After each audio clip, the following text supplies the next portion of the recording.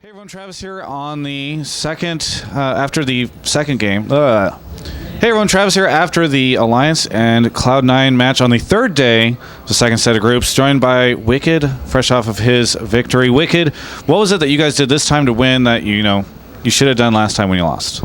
So the first time we played Cloud9, we had a very passive team competition where we had to wait for them to make mistakes. And we realized that individually we were beating them. So all we had to do was play really aggressive champions, have champions where we can make opportunities for ourselves instead of waiting for them to make mistakes. Because Cloud9 is not the team that really makes a lot of mistakes. They play clean, they play well. So you have to abuse their mechanics and try to get ahead early, which we managed to do. You guys pulled out Rammus, which is obviously a champion, not seen that often. People had said that he'd sort of been practicing on this back in Korea. What was the reasoning behind this? Was it just the right moment for it, or is this something he kind of wanted to do? Well, we have been practicing Rammus a lot, and against specific team compositions, we think it's really good. I'm not going to get too much into that because we might use it later in Worlds, but against specific team compositions, we like it a lot. And they picked in a way that we would want to use it, and we thought we could get easy kills with it.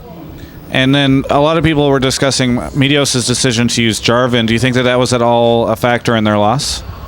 I think Jarvan was fine because they banned 2 junglers themselves. I don't understand why they banned those 2 junglers, but that's fine.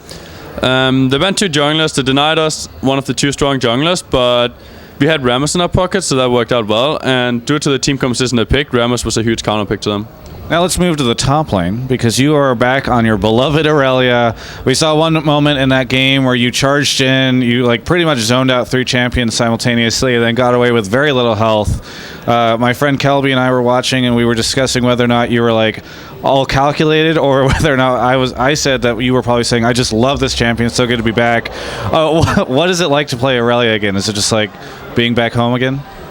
Well, it's fun to play Aurelia because I think I can beat every other top laner in the world when I play Aurelia. I was beating Save, I was beating Balls, I was beating all the lanes I've played so far. And in general, right now, I have a good feeling of the meta, how I get ganked, when I need ganks and so on, and me and Shuk's synergy is really strong. So then I have Aurelia, it's easy for us to pick up kills, as you saw against Balls and Kaboom. We often manage to pick up a lot of kills. Now you guys will have to play Najin, and depending on how that goes, you will either almost, if you beat Najin, it's very likely that you will make it out of groups. If not, you will probably have to go into a tiebreaker against Cloud9. What are your expectations for that Najin game?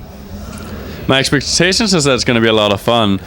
I think they're stronger mechanically, but they're stronger teamwork, they're stronger vision control, they're stronger team compositions generally, so they have a lot of aspects where they're stronger, and for us to beat them, we have to use our mechanics to outshine them.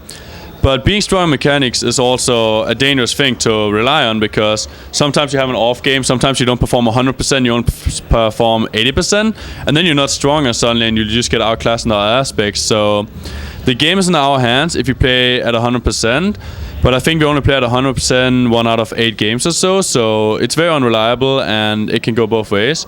And once we get the lead, like we did last time, for example, we played really well. We need to not throw the lead because they're better than us in the mid game most likely. So we need to just play careful, make sure we don't make mistakes, and then use our lead to take an advantage. Did you have a chance to watch the Fnatic OMG match that was ridiculously long earlier today?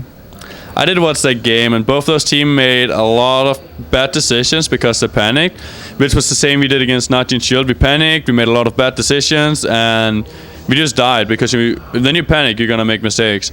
And both teams could have won. For example, then they almost killed the Nexus. Then Fnatic almost killed OMG's Nexus. They could have killed the Nexus if Source had played better and if Cyanide played better. Source used his ultimate at the enemy's fountain and tried to hit it by slowing down the Kha'Zix. But all he had to do was use it in a line in front of the Nexus to kill the creeps and to slow down Kha'Zix so he could kite him around and hit the Nexus. Because if there's no creeps left, your creeps will hit their Nexus and then it will die faster as well.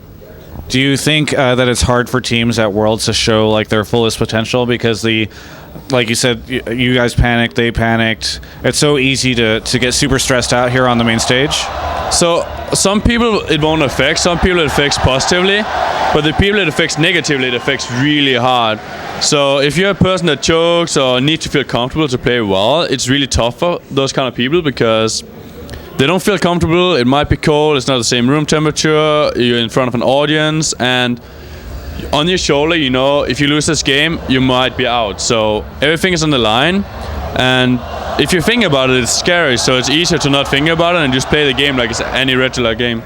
You guys had a rough day on day one. Yesterday you started looking a lot better against Najin. Today you beat Cloud9. Do you think that you guys are back to where you need to be? You're turned on and operating at 100%? I don't think there's any difference between us now and then. The only difference is we know we shouldn't use the team comp we did against Cloud9 day one. The Najin game, the exact same thing can happen now. I don't think there's a difference. It's all about if we can stay focused, play at our best, then we might make it. If we don't, well, then the same thing will happen. Anything that you want to say to all of your fans watching you back home, Wickd? Sorry for the rocky start. We have been trying our best, and it didn't go so well so far. But it's starting to turn around now, and I hope we can make you guys proud, and you're proud. Very good. Well, thank you so much for the interview. Always good to talk to you, Wickd. Always good to talk to all the Alliance guys. You guys are really cool folk. For everyone else, you can check out the rest of our coverage of all things Worlds at ongamers.com.